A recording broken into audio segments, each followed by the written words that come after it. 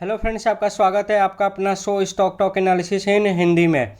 कैसे हैं आप? यदि आपने अभी तक हमारा चैनल सब्सक्राइब नहीं किया है तो ज़रूर कर ले, और साथ में मैंने अपने टेलीग्राम चैनल का लिंक डिस्क्रिप्शन बॉक्स में दे रखा है। वहां जाकर आप हमारे टेलीग्राम चैनल को ज्वाइन कर सकते हैं, क्योंकि मैं वहां डेली न्यूज़ अपडेट करता रहता हूँ। जो भी शेयर बाई करता हूँ उसका स्क्रीनशॉट शेयर करता रहता हूँ। स्टॉक मार्केट एक ऐसा जगह है जहाँ पे लोगों को ज़्यादातर नुकसान देखने को मिलता है। बहुत ही कम लोग होंगे जिनको अच्छा खासा प्रॉफिट देखने को मिलता है। लोग दुनिया भर की एनालिसिस करने के बाद सर पकड़ कर बैठ जाते हैं और फिर रोना पड़ता है। हमारे गलत डिसीजन के पीछे उसे कई रीज़न है, लेकिन आज मैं आपको ऐसे दो रीज़न के बारे में बताऊंगा जो लगभग सभी लोग यही गलती करते हैं। आइए वो कौन से दो रीज़न है उसके बारे में चर्चा करते हैं। जो दो रीज़न है जिसकी वजह से क्या क्या हम गलती करते हैं, वो दो रीज़न क्या क्या है? वो दो रीज़न है, एक है ग्रीड यानी मन में लालच का आना होना, और दूसरा है फियर यानी हमारे मन में डर का होना।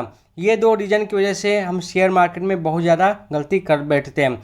इन दोनों इमोशंस को कंट्रोल करने के लिए और हम अपनी गलती को सुधारने के लिए एक छोटी सी स्ट्रेटजी आप लोगों के सामने प्रेजेंट करना चाहूँगा। वो स्ट्रेटजी का नाम है 50-50% की स्ट्रेटजी।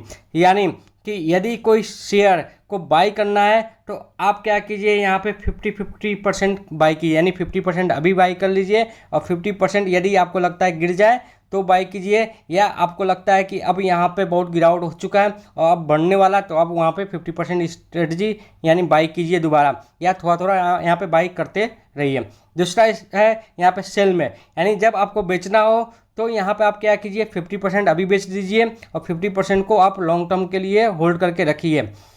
और इससे क्या होगा आपका कि फ़ायदा क्या होगा कि आपका जो मुनाफा हो जाएगा वो लगभग 100% का मुनाफा हो जाएगा, यानी आपका मुनाफा पूरा हो जाएगा, कंप्लीट हो जाएगा और लगभग अच्छा खासा मुनाफा देखने को मिलेगा।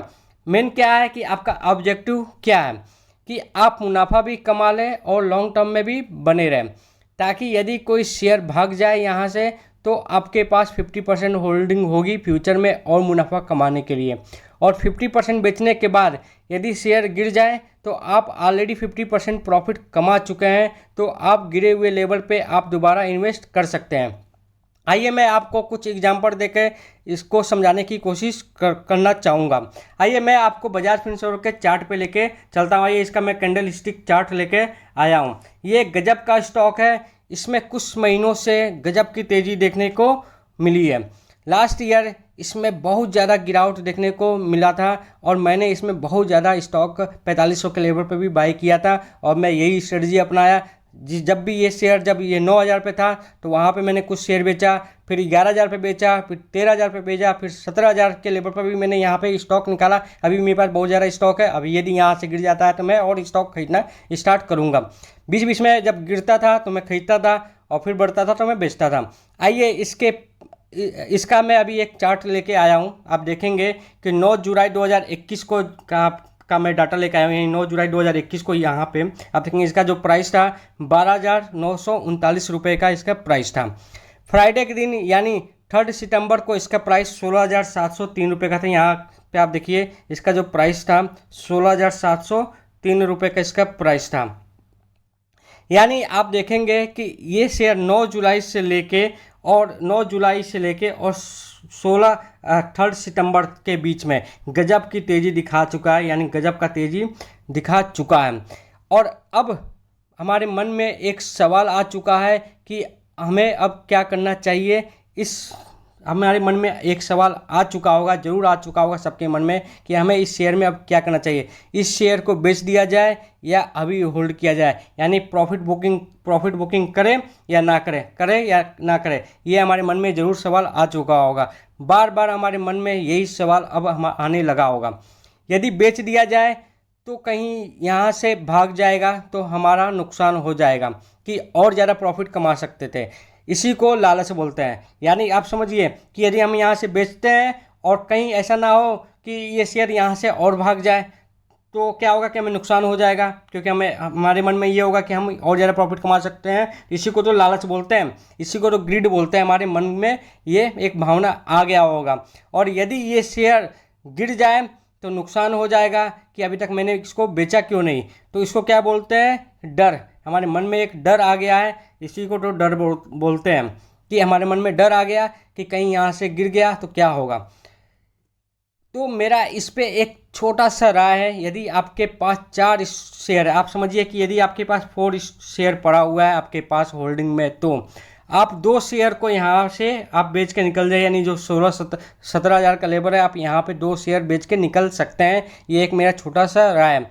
इससे ये होगा कि आप 2 शेयर बेचकर अच्छा खासा प्रॉफिट कमा लिए होंगे, जिससे आपके मन का जो लालच है और डर है वो कम हो जाएगा। जाहिर सी बात है, आपके पास प्रॉफिट बुकिंग हो गया, आपके पास पैसे भी आ गए, तो आपके मन का जो लालच होगा और डर होगा वो कम हो जाएगा, क्योंकि आपके पास ऑलरेडी 2 शेयर है। यदि ये यहाँ से भाग गया तो आपके पास 2 शेयर पड़ा है, और यदि बहुत ज़्यादा गिर गया तो आप 2 शेयर से में प्रॉफिट ऑलरेडी कमा चुके थे, तो आप क्या कर सकते हैं कि प्रॉफिट तो आपने बुक कर चुका था 2 शेयर में, आप चाहे तो 2 शेयर और खरीद सकते हैं यदि बहुत ज़्यादा गिर गया हो तो क्या आपको यही स्ट्रेटजी अपनाना है कि जब ये शेयर इस लेवल पे है तो आप यहाँ पे आप बेच के 2 शेयर निकल सकते हैं, और 2 शेयर को आप 50% लॉन्ग टर्म के लिए आप इन्वेस्ट कर सकते हैं। आइए जो दूसरा एग्जांपल है उसमें लेके चलूँ आपको। दूसरा एग्जांपल मैं लेके आया हूँ आपको अरविंदो फार्मा का। इसका मैं ग्राफ दिखाता हूँ, इसका भी मैं एक कैंडलस्टिक चार्ट लेके आया हूँ कि कैसे हमारे मन में डर आ जाता है। वो जो मेन एग्जांपल था बजाज फिनसर्व का, वो लालच का था, लेकिन इस बार जो एग्जांपल लेके आया हूँ वो एक डर का है। मेजर यहाँ पे क्या है, डर हमारे मन में। आप देखेंगे 10 मई 2021 का जो डाटा है, उस समय जो प्राइस था 1055.38 का 10 मई को था। वहाँ से ये शेयर गिरना स्टार्ट हुआ। आप देखिए ये कंटिन्यू गिरना स्टार्ट हुआ यहाँ से, और अचानक फिर गिरा। आप देखेंगे कि 24 अगस्त 2021 को ये शेयर का प्राइस 663 रुपये के आसपास पहुंच गया था। और आज के दिन की बात करूं तो आप देखेंगे आज के दिन यानी 3 सितंबर की बात करूं तो 3 सितंबर को यहाँ पे जो प्राइस है 755 रुपये का। तो अब आप देखेंगे कि जब ये शेयर यहाँ से गिरना स्टार्ट हुआ और गिर के जब 700 के आसपास आया होगा, तो आपके मन में 700-800 के आसपास आया होगा, तो आपके मन में आ गया होगा इस लेवल पे। मान लीजिए यहाँ पे ये 800 का प्राइस है, तो यहाँ पे आ गया होगा कि इसको खरीदूँ कि ना खरीदूँ। फिर आपने मान लीजिए ना खरीदा हो। अब यहाँ पे क्या होगा कि अगर इस लेवल पे भी आ गया, यानी 24 अगस्त को 663 जो इसका बाउंड्री का लो था वहाँ आ गया, अब आपके मन में आ गया होगा कि ये शेयर कहीं और ना गिर जाए, तो आप नहीं खरीद पा रहे होंगे। तो उससे क्या होगा कि ये शेयर अचानक फिर भागेगा और ये वापस बाउंड्री का हाई पे पहुंच जाएगा। तो आप ये यहाँ पे ये कर सकते हैं। ये क्या हुआ, हमारे मन में ये डर पैदा हो गया कि हमें खरीदे कि ना खरीदें। आप ये स्ट्रेटजी अपना सकते हैं कि आप यहाँ पे 50% यहाँ पे शेयर को खरीदिए होते, यानी 24 अगस्त को यदि ये शेयर 663 पे था, तो आप यहाँ पे 50% खरीद के रख लीजिए कि यदि ये शेयर यहाँ से भाग गया तो हमारे पास 50% का होल्डिंग पड़ा हुआ है। या थोड़ा थोड़ा खरीद के उस समय खरीदना स्टार्ट कर देते, 663 के लेवल पे थोड़ा थोड़ा खरीदना स्टार्ट कर देते। यदि ये शेयर यहाँ से अच्छा खासा गिर जाता तो आप 50% और खरीद लेते, 10%, 15%, 20% गिर जाता तो और खरीद सकते थे यहाँ पे, क्योंकि आपने 50% ही इन्वेस्ट किया है। अब क्या है कि ये शेयर पॉजिटिव आ गया, यानी एक तरह से आप देखेंगे कि ये शेयर है ये आपका सॉरी